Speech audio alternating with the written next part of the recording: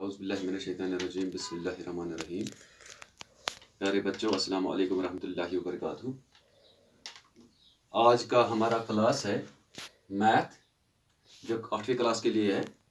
इसमें टॉपिक है मेंसुरेशन, जो कल से मैंने शुरू किया है। इसका सब टॉपिक है एरिया, क्योंकि कल मेरा सब टॉपिक था पेरीमीटर। कल मैंने फार्मूलाज दे दिए हैं आपको पेरीमीटर के लिए, और मैंने आपको बता दिया कि कुछ एक्सरसाइज घर में करो, कुछ क्वेश्चंस घर में करो और देखो कि हम कैसे पेरीमीटर्स ले लेते हैं, हम कैसे पेरीमीटर्स निकाल सकते हैं मुख्तलिफ इश्काल के। तो अगर आपने किया होगा तो ठीक, वेल एंड गुड। नहीं किया होगा तो करो।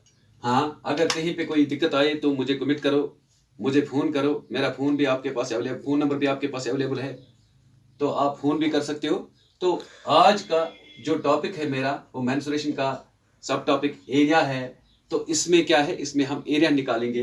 पहले मैंने शुरू किया है 2-4 चीज़ों का एरिया कैसे हम कैसे निकाल सकते हैं। तो आगे आगे हम जाकर और भी आगे जाएंगे और आगे देखेंगे कि एरिया कैसे निकाले जाते हैं। मैंने बता दिया कि इसके सब टॉपिक 3 हैं। एक है पेरीमीटर, दूसरा एरिया और तीसरा वॉल्यूम। लेकिन यहाँ पे वॉल्यूम की हमें बात जरूरी नहीं है, क्योंकि वॉल्यूम हम बाद में करेंगे। पहले मैं इसके आपको फार्मूला मतलब प्रोवाइड करूंगा, फार्मूला दे दूंगा। फार्मूला इसके लिए कौन कौन सी लगती है, कहाँ पे लगती है, कैसे हम हल कर सकते हैं कोई क्वेश्चन। तो इसके बाद हम जाएंगे वॉल्यूम पे। वॉल्यूम भी मैं आपको दिखाऊंगा, लेकिन उससे पहले मैं कल से आपको पेरीमीटर के कुछ एक्सरसाइज, कुछ एग्जांपल्स कराऊंगा, और इसी तरह एरियाज के कुछ एग्जांपल्स कराऊंगा, ताकि आपको पता चले कि हम कैसे निकाल पाएंगे। तो यहाँ पे आज आपको पता है आज 19 जून है। तो यहाँ पे मैंने ले लिया है पहले ट्रायंगल। जिस तरह कल मैंने ले लिया है पेरीमीटर के लिए ट्रायंगल, इसी तरह मैंने ट्रायंगल आज भी ले लिया है। तो इसके लिए जो फार्मूला है, हमें अगर ट्रायंगल का क्या निकालना है, ट्रायंगल का एरिया निकालना है। कल मैंने बता दिया कि sum of 3 sides of triangle is called it as perimeter. लेकिन आज तो कुछ और सा है, क्योंकि आज एरिया हमें निकालना है। अगर हमें एरिया निकालना होगा ट्रायंगल का, तो हम लिख सकते हैं 1/2 of base into height. 1/2 of base into height, यानी कि बेस इंटू हाइट। हम इसको असल में जब हमें ये लिखना होता है तो हम कैसे लिखते हैं, हम लिखते हैं 1/2 of into B into H. हाँ, यहां पे हमें देखना है बी क्या है, एच क्या है। आपको पता है जो ये वाली लाइन है, जो हम बेस हम कोई भी ले सकते हो, लेकिन यहाँ पे अगर मैंने ले लिया है, यहाँ पे ए, यहाँ पे बी, यहाँ पे सी, और ए बी मैंने यहाँ पे ए बी जो है, ए बी बेस है, ए बी, और इसका हाइट जो निकालना है, यहाँ पे इसको एक कंस्ट्रक्शन करनी है, तो हाइट इस तरह निकाल सकेंगे।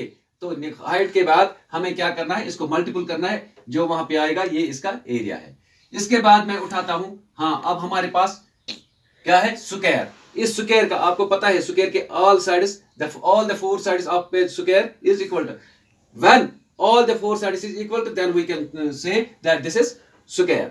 हाँ, अब यहाँ पे जो स्क्वायर की वो फिगर मैंने बनाई है, तो मैंने 4 लाइन्स डाले हैं, इधर भी, इधर भी, इधर भी, इधर भी। इसका मतलब क्या है कि इसके चारों के चारों साइड्स या जिले आपस में बराबर है, यानी कि चारों साइड के अगर हम मापेंगे तो हर एक साइड इसके बराबर निकलते हैं। तो इसके लिए भी मैंने कल बता दिया आपको, साइड, एक साइड में उठाता हूं, क्योंकि इसका एक ही साइड दिया हुआ जाता है, क्योंकि हमें पता है, ये एक्सेप्ट है कि इसके चारों जिले आपस में लेंथ के हिसाब से बराबर बराबर होता है। साइड स्क्वायर, और साइड को हम डिनोट करते हैं ए से, इसलिए इसकी फार्मूला है ए स्क्वायर। ये हम किससे डिनोट करते हैं, ए से। मिसाल के तौर पर यहाँ पे ए, यहाँ पे ए, यहाँ पे ए, यहाँ पे ए, ये मैथ ने ले लिया है मैक्सिमम जगह पे। आप ए नहीं, बी भी ले सकते हो, सी भी ले सकते हो, कुछ भी ले सकते हो, यहाँ पे लेटर्स के लिहाज से कुछ भी ले सकते हो, क्योंकि यहाँ पे लेकिन मैथ में ज्यादातर इस्तेमाल हुआ है ए, इसलिए मैंने ए लिखा है।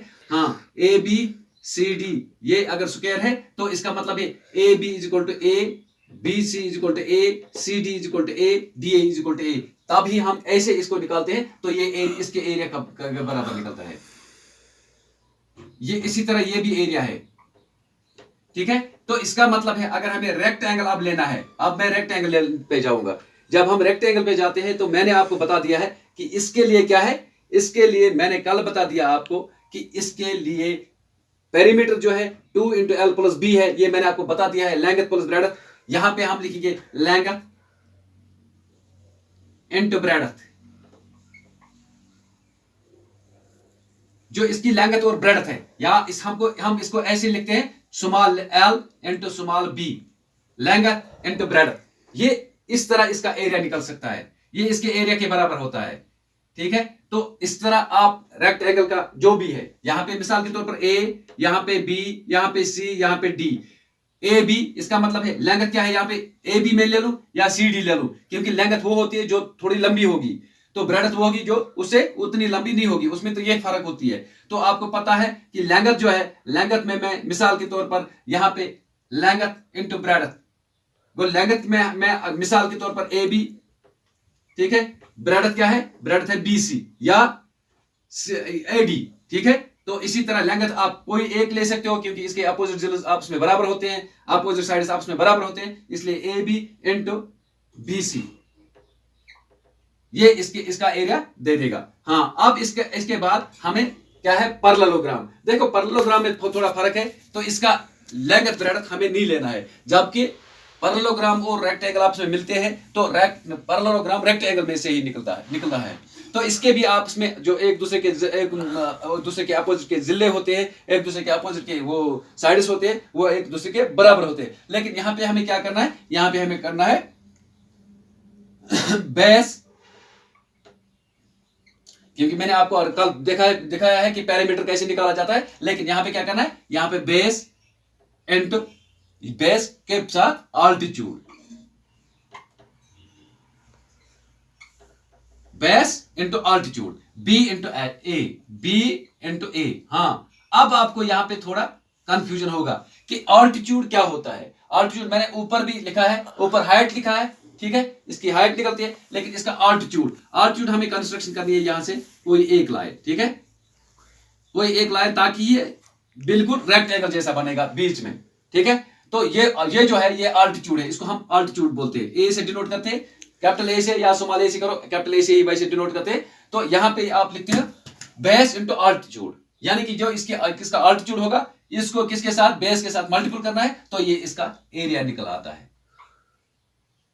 हाँ, इसी तरह हमारे पास और वो सारे इश्काल है जिनको हम ऐसे निकाल पाते हैं, लेकिन आज मैंने आपको ये दे दिए हैं। ठीक है, तो मुख्तलिफ इश्काल जो है आपके बुक में दिए हुए होंगे मेंस्ट्रुएशन में, जिनका एरिया निकालना होगा, तो ये फार्मूलाज आप वहां पे अप्लाई करके वो निकाल पाएंगे। हाँ, अगर कहीं पे कोई दिक्कत आए तो बिल्कुल कमेंट करना, फोन करना, या ऐसे ही फोन पे बता देना, तो मैं ऐसे ही डायरेक्टली फोन पे आपके साथ गुफ्तगू करते हुए, बातें करते हुए आपको समझाएंगे कि कैसे इसका एरिया निकलेगा। हाँ, आज तो मैंने यहां तक ये ले लिया है। आज आप फिर जिस तरह कल मैंने बता दिया है, थोड़े एग्जांपल्स ले लो और उन पर मशक करो। अगर आपको आया तो वेल एंड गुड, नहीं आया तो तब भी मुझे बता देना, 10 बार बता देना, मैं 10 बार बता सकता हूं आपको, तो 10 बार समझा सकता हूं आपको। तो पहले ये फार्मूलाज जो हैं, कल जो मैंने फार्मूलाज दिए हैं, आज जो मैंने फार्मूलाज दिए हैं, ये सारे के सारे याद रखो, इस तरह याद रखो ताकि आपको कभी भूल न जाए,